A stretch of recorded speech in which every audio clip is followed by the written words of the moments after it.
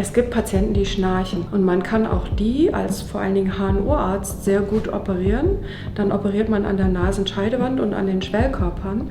Wenn ihr zu mir kommt, mache ich noch einen Ticken mehr. Das heißt, bei mir bekommt ihr die klassische HNO-OP, aber ich kann noch viel mehr machen, um eure Luftwege zu öffnen. Das heißt, ich kann die Naseneingangsknorpel, die manchmal so reinsaugen, stabilisieren. Ich kann Engstellen am Nasenrücken aufbauen und damit euren Nasengang weiten. Und dadurch habe ich natürlich noch mindestens noch mal 100% mehr Mittel in der Hand, damit ihr besser Luft bekommt, ohne dass ich in irgendeiner Form die äußere Form groß verändere.